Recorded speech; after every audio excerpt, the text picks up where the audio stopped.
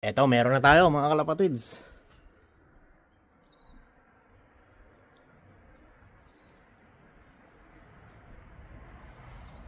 Ayan, dami.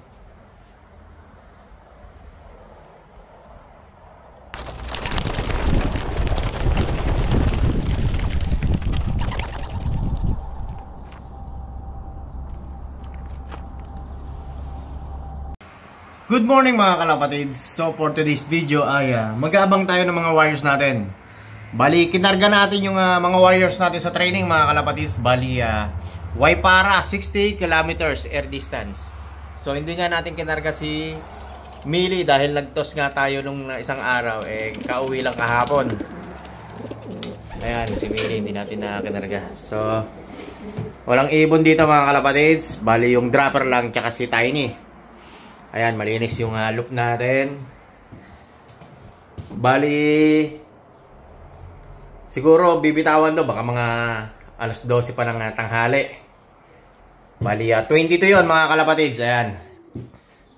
Tapos yung mga breeder natin mga kalapatids, malapit na magpisaan nyo sa July 24. Yung unang mamimisa daw yung dalawang breeder mga kalapatids. Ayan yung panahon dito mga kalapatids. So napakaganda. Ayan, sunny. So dun nga sa trabaho namin, bali nagtotos ako dun ng mga warriors. Bali nasa 30 kilometers air distance yun. Bali sa Pegasus. So yung mga breeder pala natin, eto. Bali yung 7 breeder natin. Yung isang breeder natin na si Diwata, hindi nagsimilya itlog nun. So, paitlog na rin yon yung si Diwata. Tapos yung 6, lahat fertile yun mga kalapatids. So, bali yung unang mamimisa, ito sila Pilay. Tsaka dito sila Kulit. Bali sa July 24 ang pisahan yun. Tapos ito si Tatang. Dapat, pati ito si Diwata, ang pisa nun sa July 25. Ayan, mamimisa na yan sa July 25. Tapos, sa sumunod naman, ito, yung milky natin na may pares na gristle natin na yun sa taas. Bali, ang pisa nun, mga kalapatids, ay sa July 26 naman. Tapos, itong nasa baba, ayan.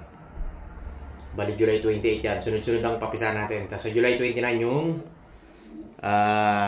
dark check ata ito or ewan ko ang tawag dito. Ito sa July 29 yan mga kalapatids. So lahat yan may similya.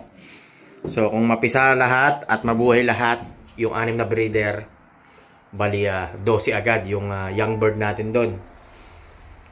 So ito yung ano natin, yung chart natin mga kalapatids. Ayan. So yung si Diwata lang yung hindi nagfertile.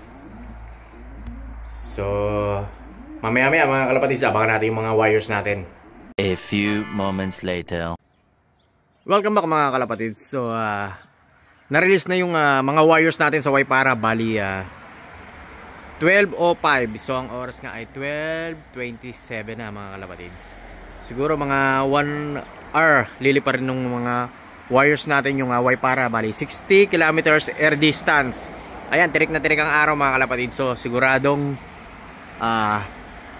baba agad yung mga wires natin yan dahil sa sobrang init. So bali 22 yung kinarga natin mga wires mga kalapatids. So abang-abang tayo mamaya mga kalapatids. After 30 minutes balik tayo. A few moments later. Eto, meron na tayo mga kalapatids.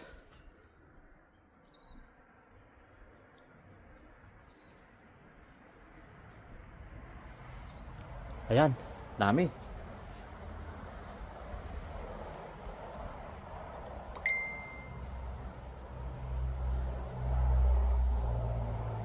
Yan na.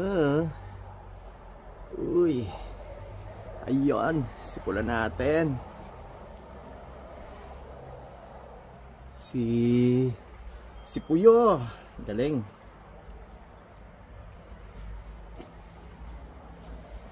May nalipad pa. Mga pula natin mga kalapatids. Ayan, mag-nestmate, anak ni 1098, dalawa.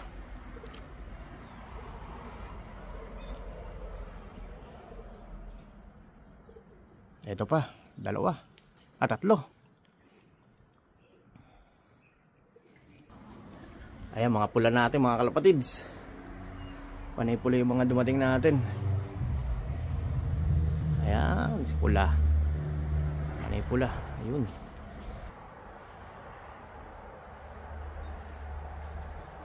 Ayan, dami. 8.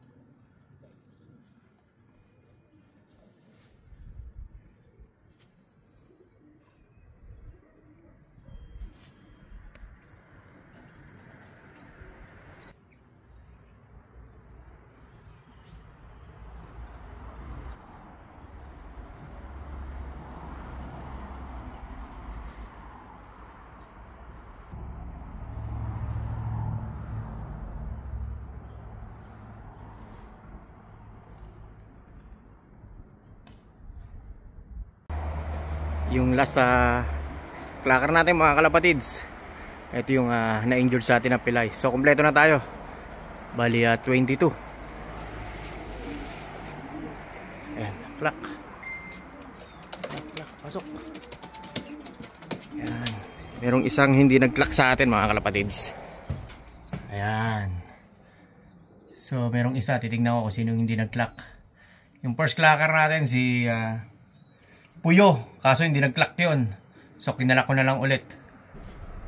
Tapos yung second clacker natin si 2439. Ayan, yung old bird natin. Ayan si 1098. Tsaka yung dalawang anak niya mga kalapatids. Bali yun yung second at third clacker natin mga kalapatids, yung anak ni 1098. Welcome back mga kalapatids. So kompleto na yung mga warriors natin. Bali 12 minutes na kompleto yung mga ibon natin. So unang paklak natin ay si Puyo, yung anak ni Pilay tsaka ni 3952. So susunod na training siguro ay mga 80 kilometers Greta Valley. Air distance yun mga kalapatids. 80 kilometers mula sa loop natin. Susunod na linggo ulit mga kalapatids. So malapit na yung race namin. Bali 3 linggo na lang.